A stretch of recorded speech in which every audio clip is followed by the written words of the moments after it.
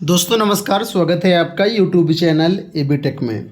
आज है 8 नवंबर 2025 और जान लेते हैं आज की महत्वपूर्ण खबरें जो आज के प्रमुख समाचार पत्रों पर छाई हुई हैं। सबसे पहले देखिए अपडेट है कि पीसीएस साक्षात्कार से पहले आयोग को मिल सकते हैं 4 नए सदस्य। उत्तर प्रदेश लोक सेवा आयोग को 4 नए सदस्य जल्द मिलेंगे।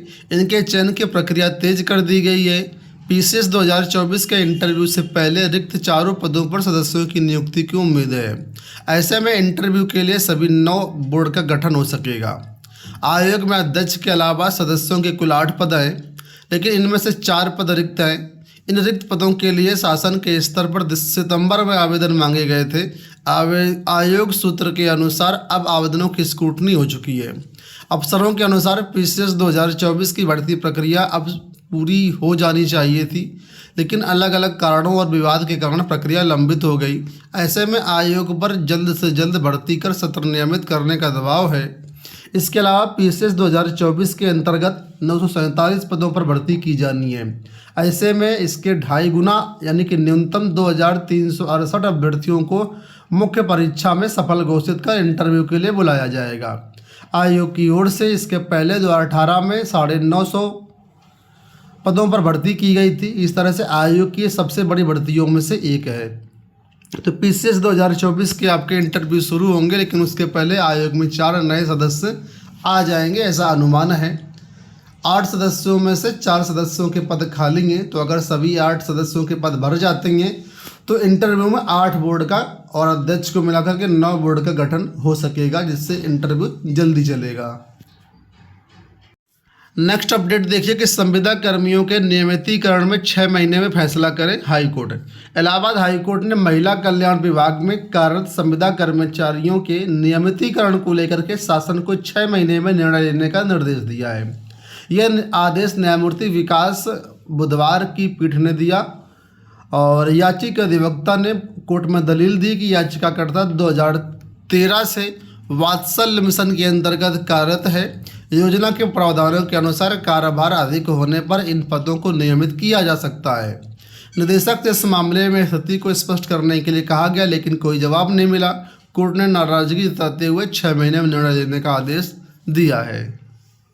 यहाँ देखिए अपडेट है कि एसआई जेई भर्ती अभ्यर्थी खुद चुन सकेंगे अपनी परीक्षा तिथि और शहर।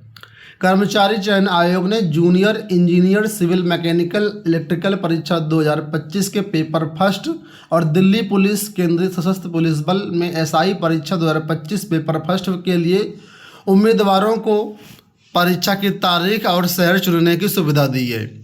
उम्मीदवार पंजीकृत पोर्टल पर लॉगिन करके अपने पसंद के अनुसार स्लॉट का चयन कर सकेंगे। जेई के लिए स्लॉट चयन 10 नवंबर से 13 नवंबर के बीच होगा। वही सब इंस्पेक्टर के लिए स्लॉट चयन विंडो 17 नवंबर से 21 नवंबर तक खुली रहेगी। चलिए, जो लोग डीएलएड में प्रवेश के लिए इंतजार कर रहे थे, तो माननीय हाईकोर्ट से निर्णय आ जाने के बाद अब डीएलएड में प्रवेश की राह आसान हो गई, ये खुल चुकी है। तो डीएलएड 2025 में एडमिशन के लिए आवेदन इसी महीने के अंत से शुरू होने की उम्मीद है। उसी के बारे में अपडेट है कि डीएलएड में प्रवेश की अर्हता स्नातक रखने संबंधी शासनादेश बहाल करने के हाईकोर्ट के फैसले के बाद 2025-26 सत्र के लिए डीएलएड में एडमिशन के लिए इसी महीने के अंत से एडमिशन प्रस्तावित है। परीक्षा नियामक प्राधिकारी कार्यालय की ओर से प्रवेश की संभावित समय सारणी शासन को भेज दी गई है, जिसकी मंजूरी मिलने के बाद ऑनलाइन आवेदन शुरू हो जाएंगे। प्रदेश के 67 डाइट की 10,600 और 2,974 निजी कॉलेजों की 2,22,750 कुल मिलाकर के 2,33,350 सीटों पर एडमिशन होना है। अर्हता का मामला हाईकोर्ट में होने के कारण 4 महीने से अधिक ये सत्र पिछड़ गया और अब अगर अनुमति मिलती है तो नवंबर के अंत से आपके आवेदन शुरू हो जाएंगे। यहाँ पर भी देखिए बड़े बड़े शब्दों में दिया गया कि डीएलएड में प्रवेश के लिए आवेदन नवंबर के अंतिम सप्ताह से। तो पीएनपी की तरफ से संभावित समय सारणी जो है भेज दी गई है। अनुमति मिलने के बाद आपके आवेदन शुरू हो जाएंगे। तो चैनल को सब्सक्राइब कर लीजिएगा, तो सारी अपडेट आपको यहाँ से मिलती रहेंगी। ठीक है, और फॉर्म कैसे भरना इसकी पूरी प्रक्रिया यहाँ पर हम बता देंगे आपको। चलिए, एक बड़ी अपडेट है होमगार्ड भर्ती को लेकर के। आप लोग जानते हैं कि होमगार्ड भर्ती काफ़ी बहुप्रतीक्षित भर्ती और करीब 45,000 पदों पर होमगार्ड भर्तियाँ आनी हैं। सारी प्रक्रिया नियमावली को मंजूरी मिल चुकी है, भर्ती प्रक्रिया शुरू होने वाली है। इसी दिशा में अपडेट है कि सबसे पहले अभ्यर्थियों को वन टाइम रजिस्ट्रेशन करना होगा। पुलिस भर्ती के अभ्यर्थियों की तरह होमगार्ड स्वयंसेवक के रूप में सेवा करने के इच्छुक युवाओं को भी वन टाइम रजिस्ट्रेशन यानी OTR अनिवार्य होगा। उत्तर प्रदेश भर्ती व प्रोन्नति बोर्ड ने OTR की प्रक्रिया शुरू कर दी है। पंजीकरण की प्रक्रिया को सरल व सुविधाजनक पारदर्शी बनाने के लिए निर्णय लिया गया है। अभ्यर्थी भर्ती बोर्ड की वेबसाइट पर जाकर के अपना OTR फॉर्म भर सकते हैं। भर्ती बोर्ड के अधिकारियों के अनुसार OTR पंजीकरण आवेदन पत्र का प्रथम व अनिवार्य चरण है। OTR के लिए uppRPB.in व apply.uppRPPB.in पर जाकर के आवेदन कर सकते हैं।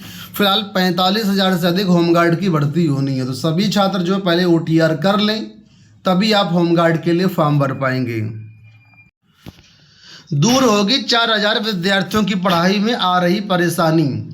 लखनऊ से अपडेट है, लिखा हुआ है कि राजधानी के करीब 40 एडेड माध्यमिक विद्यालयों में खाली 80 पदों पर शिक्षकों व प्रधानाचार्यों की तैनाती होगी। माध्यमिक शिक्षा निदेशालय ने इस संबंध में शासनादेश जारी कर दिया है। आपको बता दें, यहाँ पर कई विद्यालयों में 3 वर्षों से विज्ञान, गणित, अंग्रेजी, हिंदी व अन्य प्रमुख विषयों के शिक्षक नहीं थे। इस कारण करीब 4,000 विद्यार्थियों की पढ़ाई प्रभावित हो रही थी। DIS राकेश कुमार ने बताया कि बुलंदशहर, कानपुर, सीतापुर और अन्य कई जगह से शिक्षक ट्रांसफ़र होकर के यहाँ पर आए रहे हैं। इनकी जो नियुक्ति है इसी सप्ताह होने की उम्मीद है। सभी प्रधानाचार्यों को दिशा निर्देश दे दिया गया है। तो आप लोग जानते ही हैं कि अभी हाल ही में परसों एडेड माध्यमिक विद्यालयों में शिक्षकों का ट्रांसफ़र कर दिए गए। जो लोग ऑफलाइन फॉर्म भरे थे तो करीब 1500 से 1550 टीचर्स का ऑफलाइन ट्रांसफ़र हुआ है। तो ये शिक्षक अब अपना जिस विद्यालय में वर्किंग वहाँ से रिलीविंग लेकर के नए विद्यालय में ज्वाइन करेंगे। तो जहाँ पर अभी शिक्षकों के पद खाली चल रहे थे वहाँ पर अब समस्या दूर हो जाएगी। चलिए एक अच्छी भर्ती की बात कर लेते हैं। IRCTC आप लोग जानते होंगे, यहाँ पर इंटरव्यू के माध्यम से सीधी भर्तियाँ होंगी। IRCTC ट्रेनों में मतलब ट्रेनों के भीतर और रेलवे स्टेशनों पर खान पान सेवा और आतिथ्य की निगरानी और पर्यवेक्षण के लिए बड़े पैमाने पर चरणबद्ध तरीके से अतिथि पर्यवेक्षक पदों पर भर्ती करने जा रहा है। इसके लिए कोई लिखित परीक्षा नहीं होगी, इंटरव्यू के आधार पर सीधी भर्ती की जाएगी। चयनित अभ्यर्थियों को देश भर के विभिन्न क्षेत्रों में ट्रेनों और स्टेशनों पर तैनात किया जाएगा। रेलवे बोर्ड के एक वरिष्ठ अधिकारी ने बताया कि आतिथ्य पर्यवेक्षक ट्रेन और स्टेशन पर परोसे जा रहे भोजन की गुणवत्ता, स्वच्छता और मात्रा की जांच करेंगे। वे खाद्य सुरक्षा और मानक प्राधिकरण के नियमों का पालन करेंगे। चरणबद्ध तरीके से होने वाली भर्ती प्रक्रिया 8 नवंबर से 18 नवंबर के बीच चलेगी। पहले चरण में 64 पदों पर भर्तियाँ की जाएंगी। तो कुल मिलाकर के बहुत ज़्यादा कोई कठिन काम नहीं है। जो ट्रेनों में खाना मिलता है उसकी गुणवत्ता की जांच करना है, साफ़ सफाई का ध्यान रखना है और कितना कैसे खाना दिया जा रहा है, मात्रा क्या है उसका ध्यान रखना है। वेतन लगभग आपको 30,000 रुपये प्रतिमाह मिलेगा। इसके लिए साथ ही अन्य भत्ते भी दिए जाएंगे। आवेदन करने के लिए अधिकतम आयु यहाँ पर 28 वर्ष रहेगी। SC ST और रिजर्व कैटेगरी को छूट रहेगी। कम से कम 2 साल का कार्य अनुभव होना आवश्यक है। और एलिजिबिलिटी की बात करें तो मान्यता प्राप्त संस्थान से हॉस्पिटैलिटी एंड होटल एडमिनिस्ट्रेशन में BSc या पर्यटन मंत्रालय के अंतर्गत इंडियन कुलिनरी इंस्टीट्यूट से कुलिनरी आर्ट में होटल मैनेजमेंट एंड कैटरिंग या फिर BSc MBA होना चाहिए। दोस्तों ये होगा आज की सारी अपडेट। इस वीडियो में इतना ही। धन्यवाद।